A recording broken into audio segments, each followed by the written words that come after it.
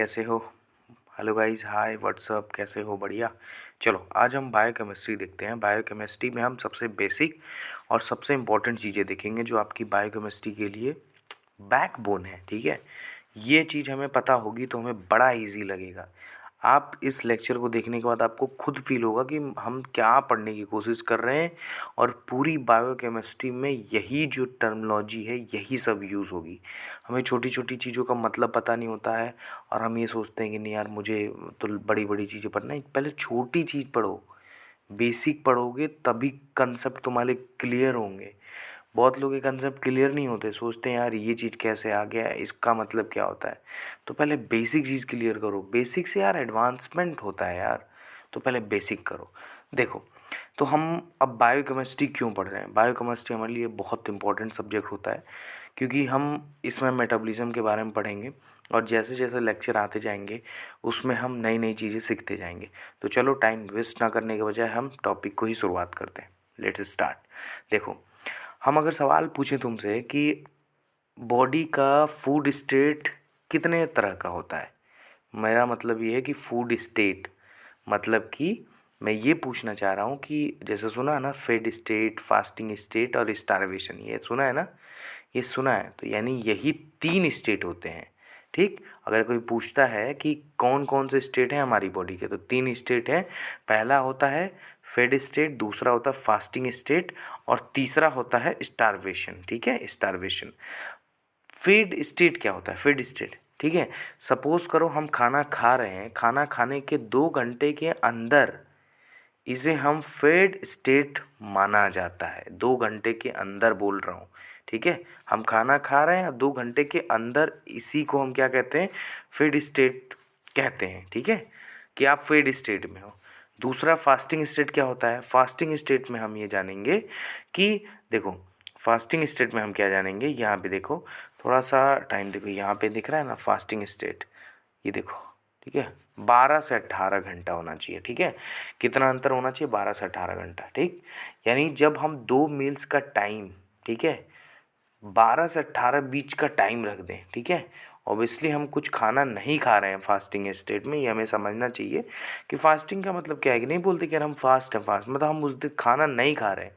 पर वो खाना नहीं खा रहे हैं तो कितना मील के अंदर टाइम मतलब होना चाहिए? ठीक, टाइमिंग हमारा जो होना चाहिए वो होना चाहिए 12 से 18 घंटे के बीच में हमने कुछ जो है अंदर डाइट नहीं लिया है, उसके बेस पे हम बात कर रहे हैं। ठीक है, तीसरा बात कर रहे हैं स्टारवेशन। स्टारवेशन क्या होता है? स्टारवेशन जैसे सुना ना, बहुत सारी मूवी में देखा होगा कि यार वो स्टारवेशन में है, तो हालांकि उसकी सुनवाई हो जाती है, ठीक है, सुप्रीम कोर्ट वगैरह जो है वो देखा होगा, कई सारी मूवी बोलते हैं कि उसकी बॉडी से कीटोन बॉडीज आ रहा है क्योंकि वो स्टारवेशन करता रहता है। तो उस स्टारवेशन में क्या होता है कि इंसान 12 से 18 घंटे तो है, काफ़ी लंबे समय से है, काफ़ी लंबे समय तक है, लेकिन जो है 1 से 3 दिन का ड्यूरेशन होता है। ठीक है, ये थोड़ा फ्लक्चुएट हो सकता है, डिपेंड करता है बॉडी की, ये मतलब किस पेशेंट का या किसका जो है हम बात कर रहे हैं, थोड़ा सा ओवरलैप कर सकता है। बट नॉर्मली हमें याद रखना है 1 से 3 दिन तक हमें स्टारवेशन के लिए बोलते हैं। ठीक, एक और मोस्ट इम्पॉर्टेंट बात है कि जो फेड स्टेट होता है वो एनाबोलिज्म प्रोसेस होता है। ठीक है, यानी एनाबोलिक पाथवे होता है। और जो फास्टिंग स्टेट और स्टारवेशन जो होती है वो, ये दोनों क्या होती है? ये दोनों हमारी होती है कैटाबोलिज्म। क्या होती है?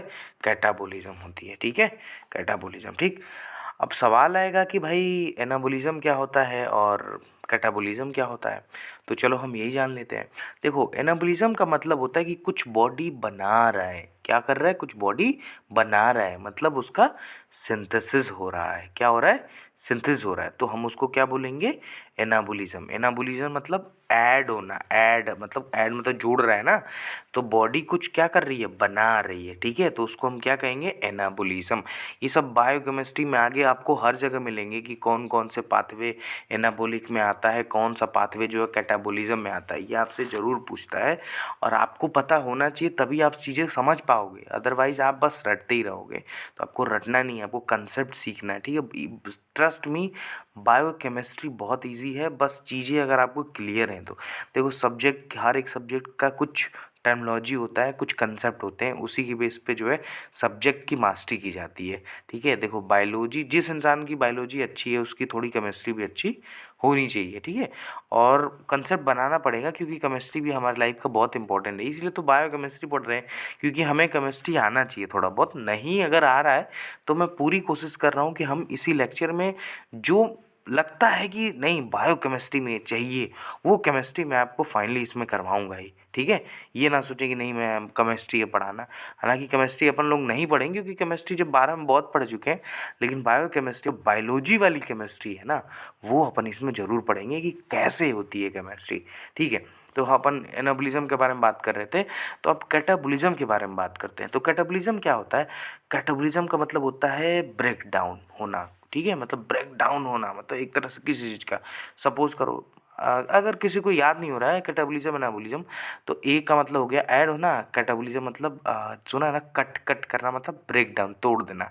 ठीक है, कुछ कटिंग हो रहा है। ठीक है, तो कैटाबॉलिज्म मतलब वहाँ पे क्या हो रहा होगा कि बॉडी का जो है क्या हो रहा होगा, ब्रेक डाउन हो रहा होगा, कुछ ऐसा प्रोसेस हो रहा होगा जिसका क्या हो रहा होगा, ब्रेक डाउन हो रहा होगा। ठीक है, अच्छा एक सवाल पूछ दूँ तुम लोग से, देखो फेड स्टेट और ये बताओ मेरे को कि फेड स्टेट तो मतलब पढ़ लिया, तो मैं एक सवाल पूछ रहा हूँ कि फेड स्टेट में ये बताओ कि बॉडी एनाबॉलिज्म होगा कि कैटाबॉलिज्म होगा, सवाल के जवाब दो।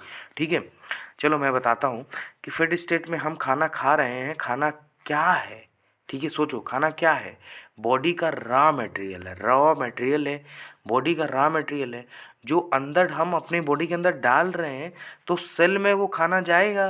जब सेल में खाना जाएगा तो यही रॉ मटेरियल से हमें कुछ न कुछ बॉडी के अंदर क्या होगा, बनेगा, क्योंकि हम सेल में डालें तो भाई सेल के अंदर गया है तो सेल से ही तो कुछ बन रहा है, वो चीज़ें बन रही है। तो हमारा ये क्या हो गया, फेड स्टेट हमारी बॉडी में क्या हो रहा होगा, एनाबॉलिज्म स्टेट में है। ठीक है, कैसा है, एनाबॉलिज्म में, क्योंकि वो हम अंदर डाल रहे हैं यार, ऐड कर रहे हैं, ना कि हम कट नहीं कर रहे हैं। मतलब कि वो कैटाबॉलिज्म प्रोसेस कैसे हो, मैंने अभी बताया कि कैटाबॉलिज्म का मतलब क्या होगा, कैटाबॉलिज्म का मतलब यही बताया कि कैटाबॉलिज्म का मतलब क्या होना चाहिए, ब्रेक डाउन होना चाहिए। पर यहाँ पे एनाबॉलिज्म होगा, हम खाना ऐड कर रहे हो ना, आप स्टोर कर रहे हो बॉडी के अंदर।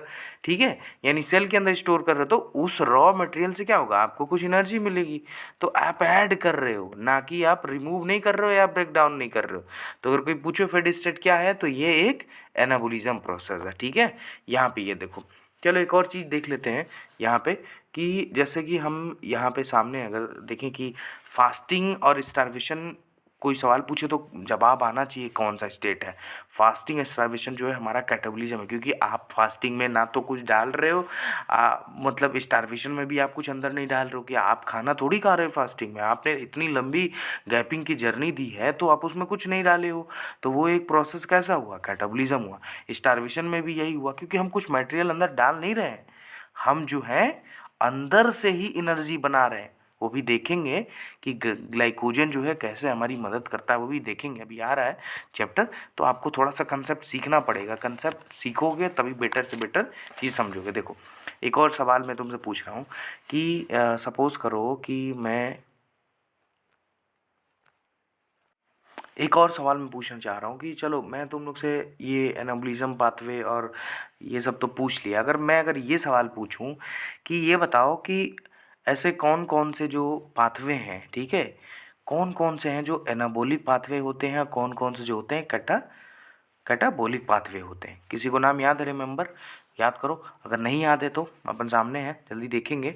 ठीक, चलो तो स्टार्ट करते हैं। एनाबॉलिक पाथवे में हमारा आता है, पहला होता है ग्लूकोजेनेसिस। जेनेसिस का मतलब क्या होता है, देखो यहाँ पे ग्लूकोजेनेसिस, देखा ना इधर कहीं ग्लूकोजेनेसिस, देखो ग्लूकोजेनेसिस। ठीक है, यहाँ पे देखो ग्लूकोजेनेसिस है, ग्लूकोजेनेसिस यानी ग्लूकोजन, ग्लाइकोजन है, सॉरी ग्लूकोजन नहीं है, ठीक है, ग्लाइकोजन है। ठीक है, यहाँ पे क्या है, ग्लाइकोजन का सिंथेसिस हो रहा है। ठीक है, मतलब कि यहाँ पे ग्लाइकोजन का बनना, ठीक है, उस प्रोसेस को क्या कहते हैं, ग्लाइकोजेनेसिस बोलते हैं। ठीक है, दूसरा हम बात करते हैं एचएमपी। ठीक है, एचएमपी का फुल फॉर्म क्या होता है, हेक्सोस मोनोफॉस्फेट पाथवे, ठीक है।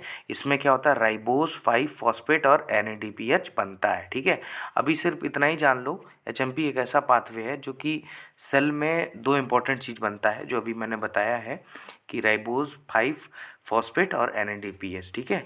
अगर ये पाथवे सेल में कुछ बना रहा है या सिंथेसाइज कर रहा है तो ऑब्वियसली ये कैसा होगा, बॉडी का फेड स्टेट में होगा, फेड में होगा, क्योंकि ये खुद बना रहा है, ठीक है, समझ रहे हो, ठीक है। अब हम लोग यहाँ पे बात कर लेते हैं फैट सिंथेसिस का। फैट सिंथेसिस में पता ही है कि फैट का सिंथेसिस हो रहा है, तो उसमें कौन कौन से हैं, देखो फैटी एसिड सिंथेसिस हो रहा है, ट्राइग्लिसराइड सिंथेसिस, कोलेस्ट्रॉल सिंथेसिस और लिपोप्रोटीन, ये सब याद कर लो यार। देखो मैं कहता हूँ कि बायोकेमिस्ट्री की टर्मिनोलॉजी याद रखो आप। ये छोटी छोटी चीज़ें आपको लग रहा है ना कि ये सब बड़ा ईजी है, ईजी नहीं है, अभी आपको थोड़ा ईजी लग रहा है, ठीक, क्योंकि अपन लोग डिटेल देख रहे हैं इसके बारे में, ठीक।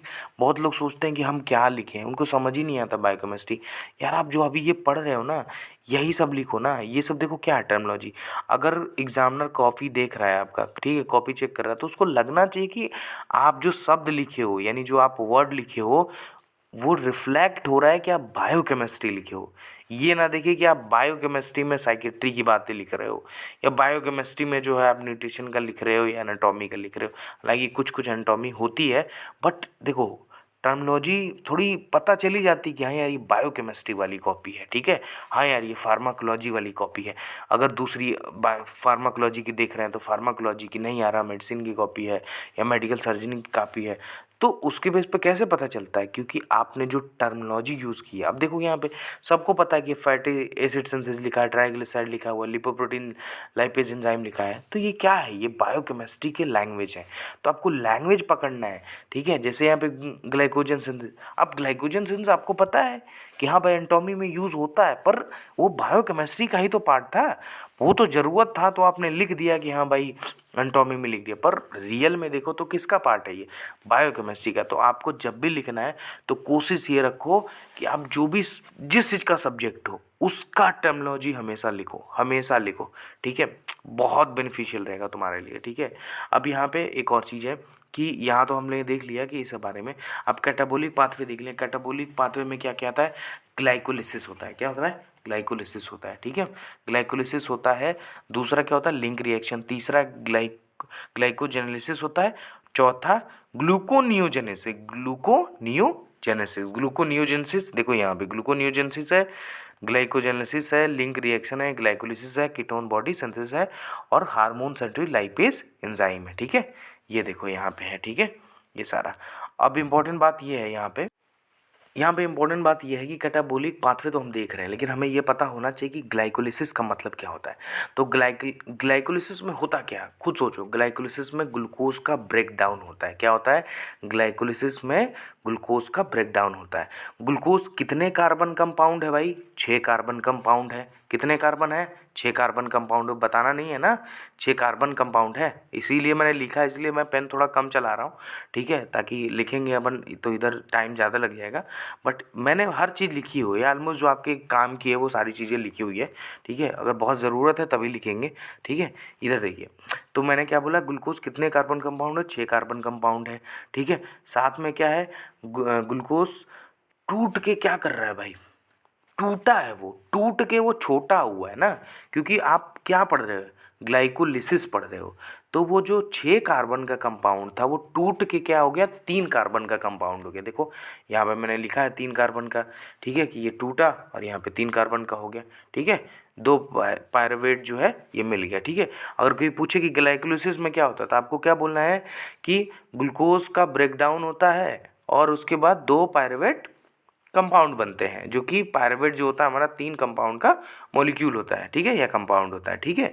एक और चीज़ है कि आप खुद सोचो कि ये 6 कार्बन कंपाउंड जो है था, ये खुद टूट के 3 कार्बन कंपाउंड में हो रहा है, तो वो ऑब्वियसली ये कैसा है, कैटाबोलिक हो रहा है, कैटाबोलिक, ये कट रहा है।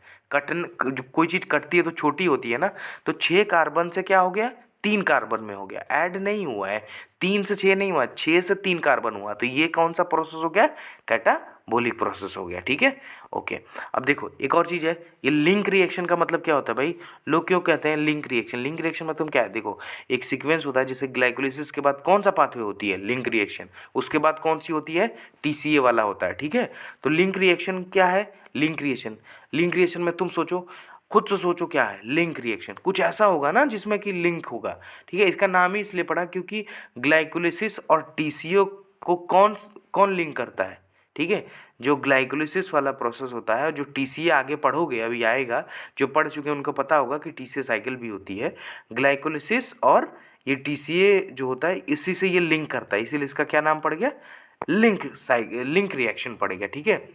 अब लिंक रिएक्शन में क्या होता है कि जो पायरुवेट बना है ग्लाइकोलिसिस में 3 कार्बन का, वो एंड में कन्वर्ट हो जाता है एसिटाइल को एंजाइम में। मैंने देखो यहाँ पे फिर सामने लिखा है, इसलिए पेन नहीं चला रहा हूँ। देखो यहाँ पे लिखा है, देखो यहाँ पे लिखा है, कहाँ पे लिखा है, ये देखो पायरुवेट जो है ये कन्वर्ट होकर 3 कार्बन एसिटाइल को एंजाइम में। अब देखो यहाँ पे भी क्या है, 3 कार्बन से 2 कार्बन हो गया, तो अब ये भी क्या हो गया, कट मैंने बोला तो ट्रिक है, कट करना मतलब कैटाबोलिक, ठीक है। ऐड नहीं बोला, एनाबोलिक मतलब बोला था ऐड करना, कैटाबोलिक मतलब होना था कट करना, यानी कुछ ब्रेक डाउन हो रहा है। तो देखो कुछ टूट रहा है ना, 3 कार्बन से 2 कार्बन, ठीक है। अब उसके बाद नेक्स्ट क्या है, नेक्स्ट जो है हमारा है ग्लूकोजेनोलिसिस, ठीक है, ग्लूको। तो अब ये क्या है, ग्लाइकोजेनोलिसिस है ना, ग्लाइकोजेनोलिसिस है तो ग्लूकोज का यानी ग्लाइकोजन का ब्रेक डाउन होना, ठीक है। ग्लूकोज हमारा कन्वर्ट किस में होता है, ग्लाइकोजन में। कहाँ ग्लाइकोजन हमारा स्टोर होता है, लीवर में होता है, याद रखना, ठीक है। तो ये लीवर की प्रोसेस, क्योंकि आपको भी पता है कि ये सब मेटाबॉलिज्म प्रोसेस है, हमारा लीवर जो है क्या काम करता है, मेटाबॉलिज्म में बहुत मोस्ट इंपॉर्टेंट रोल होता है लीवर का, ठीक है। अब यहाँ पे देखो नेक्स्ट क्या है, ठीक है, नेक्स्ट हमारा क्या है कि नेक्स्ट यहाँ पे देखो हमारे यहाँ लास्ट ये सेकंड लास्ट क्या बचा है हमारा, ग्लूकोनियोजेनेसिस, नया कुछ, ठीक है, नया कुछ बन रहा है नया, ठीक है। आप ये देखो, ये तो समझ गए थे कि मतलब ग्लूकोजेनोलिसिस में यहाँ ब्रेक डाउन हुआ था ग्लाइकोजन का, लेकिन नियोजेंस ये थोड़ा कंसेप्ट वाला है कि देखो बॉडी हमारी क्या करती है कि जब तक आपकी बॉडी में ग्लूकोज है तब तक तो यूज़ करती है, लेकिन अगर ग्लूकोज मॉलिक्यूल ख़त्म हो गया, आप कुछ खाना ही नहीं खा रहे हो, ठीक है, तो आपकी बॉडी जो है कुछ भी प्रोटीन को भी तोड़ के जो है ना ग्लूकोज बना लेती है, ठीक है। इसलिए नियो नियो मतलब क्या होता है, नया, जीनोलिसिस उसको कुछ चाहिए। देखो फास्टिंग स्टेट में है भाई, आप कुछ बाहर का चीज़ें अंदर डाल नहीं रहे हो, खाना कुछ खा ही नहीं रहे हो, तो उसमें क्या है कि आपकी बॉडी जो है क्या कर रही है, तोड़ के, क्योंकि उसको भाई ग्लूकोज चाहिए। हम पढ़ेंगे कि कौन कौन से ऑर्गन को कितना ग्लूकोज चाहिए, कि कौन ग्लूकोज देता है, कौन कीटोन बॉडीज देता है, ये सब पढ़ेंगे, ठीक है। तो आपको क्या समझना है, ग्लूकोनियोजेनेसिस में इसमें क्या था, फास्टिंग स्टेट में बॉडी क्या करती है, नए यानी जो भी कुछ भी चीज़ें होती है जैसे प्रोटीन वगैरह वो फैट वो इन सबको भी तोड़ के क्या करती है, ग्लूकोज के फॉर्म में बना के अपना बॉडी के अंदर यूज़ करने लगती है।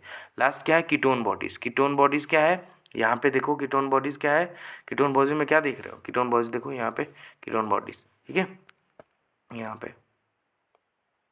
अच्छा कीटोन बॉडीज़ सबने सुना होगा ना, मैं पूछ दूँ कि कीटोन बॉडी कब बनती है, सोचो, देखा होगा ना मूवी वगैरह देखा होगा ना, स्टारवेशन के टाइम में जब फास्टिंग के टाइम जो होता है, स्टारवेशन अलग टाइम होता है, फास्टिंग अलग होता है, मैं पहले क्लियर कर चुका हूँ, ठीक है। तो ये कीटोन बॉडीज़ कब होता है, स्टारवेशन में ही सिर्फ बनता हुआ, ठीक है। कीटोन बॉडीज़ का ब्रेक डाउन होता है इसमें, ठीक है, ब्रेक डाउन होता है, ठीक है, कैटाबोलिक है, टूट रहा होगा तभी ब्रेक डाउन होता है, ठीक है, समझ रहे हो। यानी फैट का जो भी मतलब मॉलिक्यूल्स हैं उसका भी ब्रेक डाउन हो रहा है, ठीक है।